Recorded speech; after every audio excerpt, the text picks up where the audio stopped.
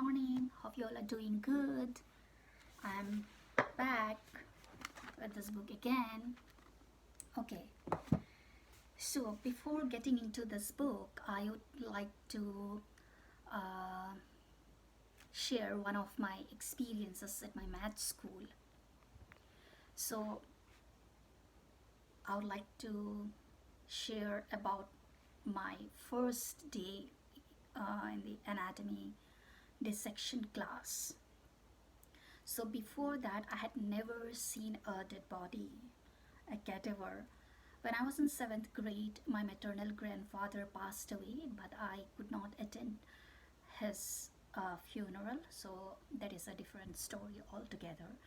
So the fact is that I had never seen a dead body ever. So in the afternoon of the first day of our dissection class, we were approaching towards the dissection hall, and I see in multiple tables, maybe 6 or 7 tables, where the cadavers were uh, there, like mounted on tables, and were covered with white. No, it was not white. Plastic, transparent plastic sheets. And the moment I saw those pictures, saw that room, like I had not been in the room yet. I saw it from a couple of feet away. My heart skipped a bit. It was um, it was shocking to me, and at the same time, I was feeling some kind of pain in my chest, uh, literally physical pain. So, but once I entered the dissection hall, after that, the pain went away, and slowly, I got used to uh, dissecting the cadavers during my first year in med school. So, this thing I wanted to share, and yeah, and today I got this um, magnifying glass, brought this magnifying glass for the second time, and unlike in the last video, I have cleaned this magnifying glass, which was very dirty, embarrassingly dirty. So before um, taking this video, I decided to clean up my magnifying glass. So let's continue with this book.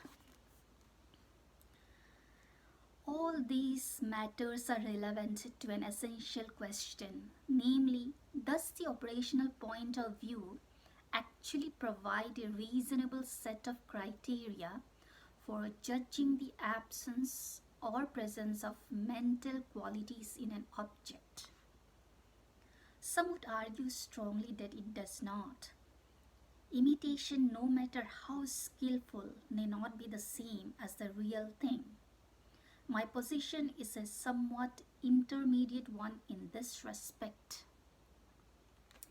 Okay, I'm sitting in my child's room, you can see, and the wall, Elsa and Anna. I need to get my own room to take those videos. Okay, let's continue. I am inclined to believe as a general principle that imitation, no matter how skillful, ought always to be detectable by skillful enough probing. This is more a matter of faith or scientific optimism than proven fact. Thus, I am on the whole prepared to accept the Turing test as a roughly valid one in its chosen context. That is to say, if the computer were indeed able to answer all questions put to it in a manner indistinguishable from the way that a human being might answer them, and thus to fool our perceived interrogator properly and consistently, then, in the absence of any contrary evidence, my guess would be that the computer actually thinks, feels, etc. By my use of words such as evidence, actually, and guess here, I'm implying that when I refer to thinking, feeling, or understanding, or particularly to consciousness, I take the concepts to mean actual objective things whose presence or absence in physical bodies is something we are trying to ascertain, and not to be merely conveniences of language. I regard this as a crucial point in trying to discern the presence of such qualities. We make guesses based on all the evidence that may be available to us. This is not in principle different from, say, an astronomer trying to ascertain the mass of a distant star. So here in this page, you see very tiny letters that we had seen earlier. So I need to use my magnifying glass once again. Okay, let's see what's written here in these tiny letters. I'm being deliberately cagey about what I should consider to be a genuine passing of the Turing test. I can imagine, for example, that after a long sequence of failures of the test, a computer might put together all the answers that a human subject had previously given and then simply trot them back and some suitably random ingredients. After a while, our tired interrogator might run out of original questions to ask and might get fooled in a way that I regard as cheating on the computer's part. Oh, this is great. This analysis is great. What kind of contrary evidence might have to be considered? It is hard to lay down rules about this ahead of time. But I do want to mark clear that the mere fact that a computer might be made from transistors, wires, and the like rather than neurons, blood vessels, etc., is not in itself the kind of thing that I would regard as contrary evidence. The kind of thing I do have in mind is that as sometime in the future, a successful theory of consciousness might be developed. Successful in the sense that it is a coherent and appropriate physical theory consistent in a beautiful way with the rest of physical understanding, and such that its predictions correlate precisely with human beings' claims as to when, whether, and to what degree they themselves seem to be conscious, and that this theory might indeed have implications regarding the putative consciousness of our computer. One might even envisage a consciousness detector built according to the principles of this theory, which is completely reliable with regard to human subjects, but which gives results at variance with those of a Turing test in the case of a computer. In such circumstances, one would have to be very careful about interpreting the results of Turing test. It seems to me that how one views the questions of the appropriateness of the Turing test depends partly on how one expects science and technology to develop, We shall need to return to some of these considerations later on.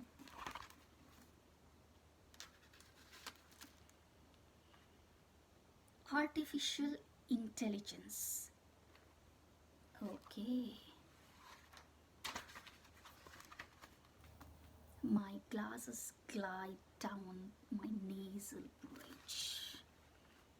Not very fun. An area of much interest in recent years is that referred to as artificial intelligence, often shortened simply to AI. The objectives of AI are to imitate by means of machines, normally electronic ones, as much of human mental activity as possible, and perhaps eventually to improve upon human abilities in these respects. There was interest in the results of AI from at least four directions. In particular, there is the study of robotics, which is concerned to a large extent with the practical requirements of industry for mechanical devices which can perform intelligent tasks of a versatility and complication which have previously demanded human intervention or control, and to perform them with a speed and reliability beyond any human capabilities or under adverse conditions where human life could be at risk. Also of interest commercially as well as generally is the development of expert systems, according to which the essential knowledge of an entire profession, medical, legal, etc., is intended to be coded into a computer package. Is it possible that the experience and expertise of human members of these professions might actually be supplanted by such packages? Or is it merely that long list of factual information together with comprehensive cross-referencing are all that can be expected to be achieved? The question of whether the computers can exhibit or simulate genuine intelligence clearly has considerable social implications. Another area in which AI could have direct relevance is psychology. It is hoped that by trying to imitate the behavior of a human brain or that of some other animal by means of an electronic device, or by failing to do so, one may learn something of importance concerning the brain's workings.